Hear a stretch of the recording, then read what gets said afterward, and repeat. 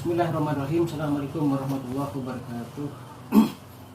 Belakangan ini ramai diperbincangkan terkait beberapa video yang mempertontonkan pidato beberapa habaib yang dianggap cenderung memprovokasi dan menggunakan kata-kata kasar yang dianggap tidak semestinya.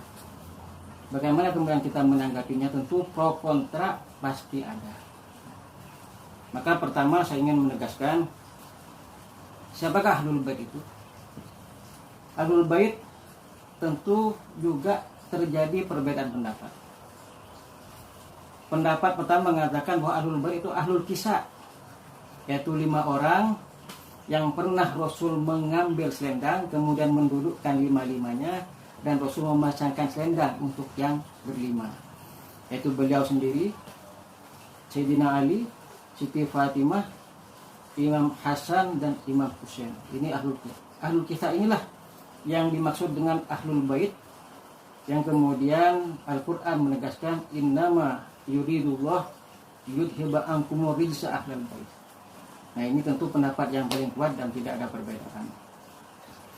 Kemudian ada juga yang menambahkan bahwa Ahlul Bait adalah termasuk di dalamnya istri-istri Rasulullah. Kenapa? Karena ummahatul mukminin itu juga terjaga. Maka ini juga pendapat yang bisa kita terima.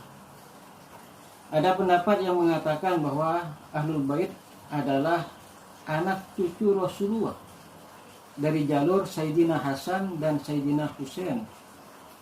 Ini juga berdasarkan hadis bahwa Rasul meninggalkan 2 hal, yaitu kitabullah dan itratu ahli baiti, itrohnya Rasul. Sehingga itrohnya Rasul ini juga digolongkan sebagai Ahlul Bait. Ini pendapat yang ketiga. Ada juga yang berpendapat bahwa Ahlul Bait itu termasuk Bani Hashim dan Bani Muthalib. Jadi seluruh turunan Bani Hashim dan Bani Muthalib termasuk dari Ahlul Bait Nabi. Ada pendapat yang berikutnya juga yang memasukkan sahabat-sahabat yang bertakwa seperti Salman Al-Farisi, Bilal dan sebagainya. Saya kira ini perdebatan yang memang secara faktual ada. Tapi yang pasti Ahli Sunnah wal Jamaah sepakat bahwa kita tetap harus mencintai dzurriyyah Rasul. Terlepas perbedaan apakah definisi Ahlul Bait mencakup di dalamnya atau tidak, kita tetap menghormati dzurriyyah Rasul sebagai itrodu ahli baitina. Itu sudah sepakat. Nah, persoalannya bagaimana jika ada dzurriyyah Rasul yang dianggap menyampaikan banyak hal yang provokatif, memancing-mancing suasana, kadang semuanya salah di mata beliau, dan tidak jarang bisa menimbulkan perpecahan. Ini bagaimana kita menyikapinya? Nah, ada tentu tetap pasti perbedaan pendapat ada. Tapi paling tidak kita punya gambaran. Beberapa ulama-ulama di Nahdlatul Ulama itu menggambarkan seperti Mbah Maimun, para dzurriyyah Rasul sekalipun dalam perilakunya menampakkan sikap yang provokatif, bisa memecah belah, bahkan etikanya kadang jauh dari etika santun yang dicontohkan, tetap kalau kata Mbah Maimun itu seperti Al-Quran yang sudah usang. Al-Qurannya tetap kita hormati dan kita cintai, tapi isinya sudah tidak bisa kita lagi gali dan tidak bisa kita jadikan pedoman karena sudah usang. Artinya apa? Ya, sebagai dzurriyyah kita hormati, tapi provokasinya tidak bisa kita jadikan pedoman, tidak bisa kita jadikan rujukan, apalagi kemudian membahayakan. Itu pertama.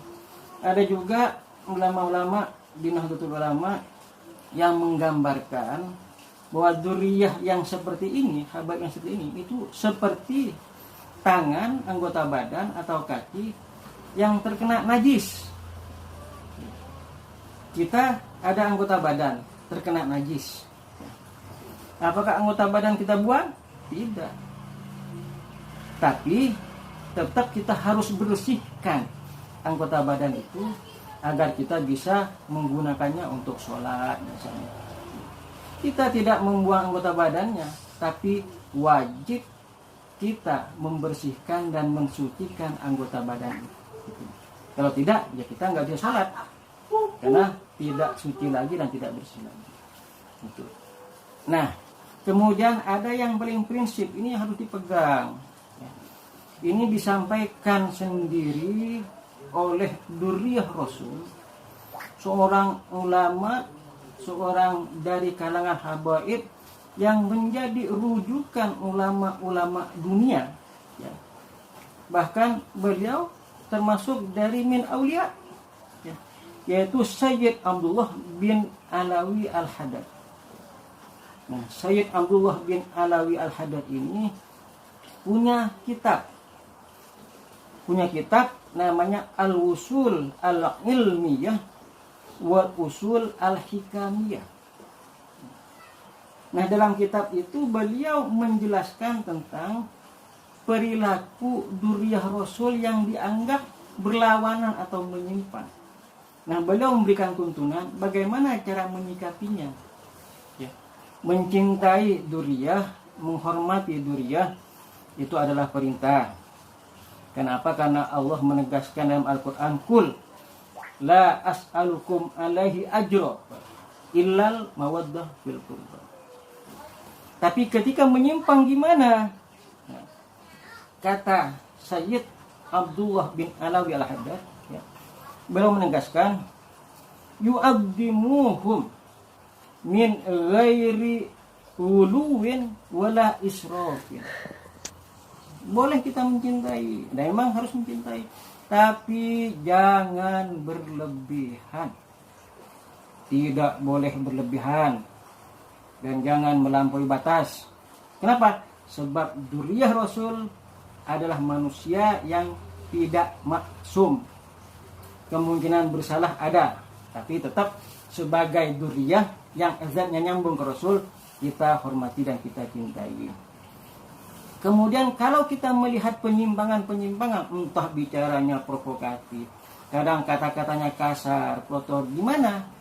Nah, kembali Sayyid Alawi Al-Haddad dalam kitab Al-Usul Al-Ilmiyah wal Usul Al-Hikam itu menjelaskan, kata beliau hathuhum alal akhdi bima kana alaihi salafuhumus soleh. Tetap kita harus meluruskan kembali agar mereka kembali kepada jalur para pendahulu yang soleh. Enggak. Kemudian bagaimana kalau ungkapan, kata-katanya, ceramahnya yadurru al-qail bihi atau yadurru bihi ghairuhu, membahayakan yang menyampaikan atau juga membahayakan orang lain. Gimana ketika kita menjumpai ini? Apa kita mendiamkan? Biarkan aja dah. Toh beliau itu habaib. Kalau kita meluruskan, kalau kita menegur, kalau kita membenarkan, kita bisa tidak mendapatkan syafaat Rasul misalnya. Beliau mengatakan, hadza qaulun syani. Ini pandangan, persepsi yang sangat mengerikan. Jadi intinya takdim, ya kita takdim. Mencintai, kita mencintai. Tapi kalau ada penyimpangan, tetap kita harus luruskan agar kembali kepada jalur. Sehingga cinta kita sesuai dengan syariat dan hati kita juga tetap terikat sebagai Durriyahnya Rasulullah. Toh Rasul sudah memberikan isyarat. Kata Rasul, seandainya Siti Fatimah mencuri, maka akan aku potong tangannya. Sayyidah Fatimah tidak mungkin mencuri. Tidak mungkin. Tapi yang bisa kita ambil hikmahnya dalam hadis ini, bahwa konten dan substansinya adalah seandainya ada kesalahan terhadap Durriyah Rasul pun, hukum tetap harus ditegakkan. jangan diabaikan.